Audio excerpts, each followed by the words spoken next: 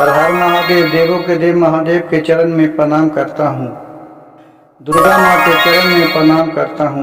सरस्वती माँ के चरण में प्रणाम करता हूँ। गणेश भगवान के चरण में प्रणाम करता हूँ। गुरु भाई गुरु बहनों के चरणों में प्रणाम करता हूँ। भाई गुरु बहन, आजकल बहुत से लोगों से मुंह में सुनिएगा गुरु भाई गुरु बहन के जो इनके ऊपर वो कहते हैं कि ये सब नकल है, ये सब कुछ नहीं है। वो देवता देवी को नहीं मानते हैं, वो बहुत बुराई करते हैं, अपने आप को महान कहते हैं। कहते हैं अगर भोलेनाथ के ऊपर आप कहिए कि आप शिव चर्चा में जुटिए, 3 सूत्र का जाप कीजिए, भोलेनाथ को अपना गुरु बना करके देखिए, आजमा करके देखिए, उसके बाद आप बताइएगा आपको कितना सुकून मिलेगा।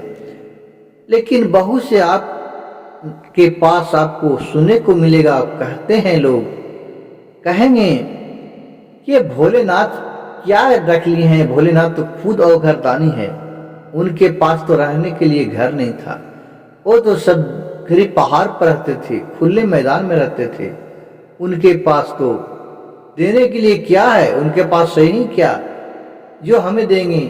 देखिए ब्रह्मा के पास है ऐसा कि जो हमें कर्म लिखता है वो भाग लिख देते हैं। विष्णु के पास है जो हमें पालनहार करते हैं।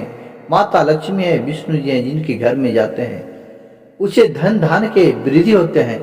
भोलेनाथ के पास क्या है, उनके पास तो विष का प्याला है, त्रिशूल है, नाग है कि जिसे देखते ही लोग डरते हैं। तो इसी पर गुरु भाई गुरु बहन देखिए, यह भजन पुराने जमाने का भजन है। ये भजन आज कह के सुनाता हूं कि क्या चीज भोलेनाथ के पास है और क्या वो दे सकते हैं। तो भजन को कृपया ध्यान से सुनिएगा, बीच में छोड़ने का कदापि गलती नहीं कीजिएगा, नहीं तो यह भजन समझ में नहीं आएगा। देखिए गुरु भाई गुरु बहन जो कहते हैं कि भोलेनाथ के पास कुछ नहीं है, उनके लिए उन्हें यह बताना चाहता इस माध्यम के माध्यम से कि क्या नहीं है और क्या हमें भोलेनाथ दे सकते हैं। भोलेनाथ के पास ही सब कुछ है।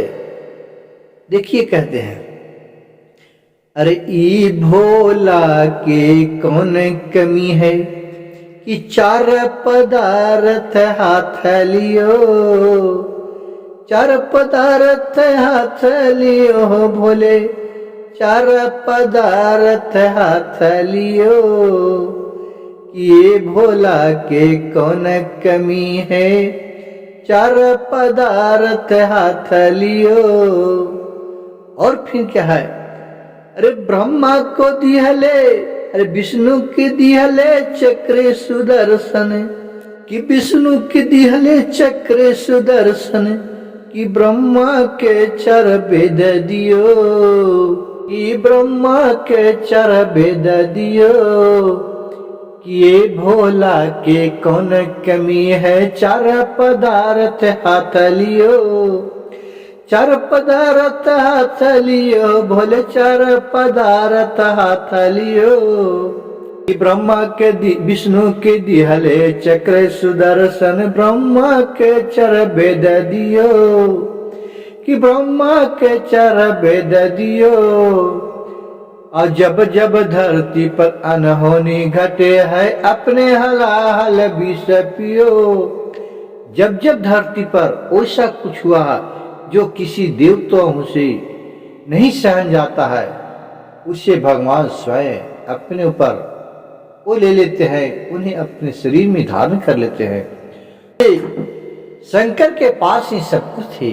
इस भजन में आपको इस भजन के माध्यम से आपको सुनने को मिला होगा, भोलेनाथ के पास किसी भी चीज का कमी नहीं है, उन्हें सब कुछ था, लेकिन उन्हें अपने भाई विष्णु को चक्र सुदर्शन दिए, प्रदान किए कि लीजिए चक्र सुदर्शन। ये भी पहले भोलेनाथ के पास ही था। और जो आज ज्ञानियों का ज्ञान माने जाते हैं, ब्रह्मा जी उनके 4 वेद दिए, वो भी 4 वेद शंकर जी ने ही दिए। और बोले कि लीजिए 4 वेद का रचयिता आपका स्वयं मालिक बनाता हूं इसका। और अपने भोलेनाथ जो मालिक रहता है उसे किसी तरह का टेंशन नहीं रहता है।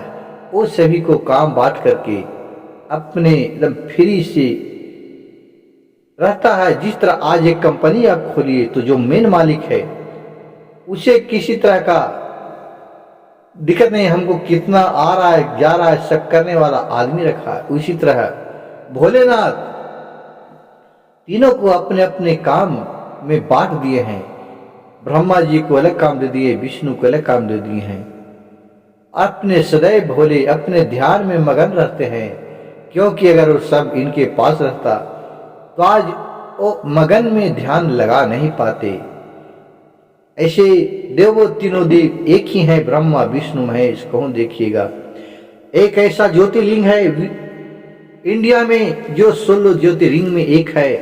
वो है कहाँ का? आप गुरु भाई गुरु बहन, बहुत से लोगों ने यह बात तो कभी जाना ही नहीं था। एक ऐसा ज्योतिर्लिंग भी है कि जिस ज्योतिर्लिंग में ब्रह्मा विष्णु महेश शिव तीनों देव प्रकट हुए थे, वो ज्योतिर्लिंग है कहाँ? तो त्रिकेश्वर महादेव जो पड़ते हैं नासिक में। नासिक से उतर करके करीब 40-50 किलोमीटर नासिक रोड से जाना पड़ता है। त्रिकेश्वर महादेव वही ब्रह्मजोनी पर्वत है जहां से गंगा जी निकले हुए हैं। गंगोत्री नर्मदा वहीं से धीरे धीरे शुरू हुए जाकर के आगे वो बहे हैं वहां पहाड़ पर जाने के लिए, जहां अभी सदैव आबेसा भोलेनाथ का भी जहां जहां गए हैं वहां आज भी अजीब और गरीब सा इतिहास पड़ा है। गुरु भाई गुरु बहन, मेरी भजन कथा कहानी जानकारी अच्छा लगा होगा तो कृपया मेरे चैनल को एक लाइक सब्सक्राइब शेयर जरूर कीजिएगा। कमेंट बॉक्स में हर हर महादेव लिखना नहीं भूलिएगा।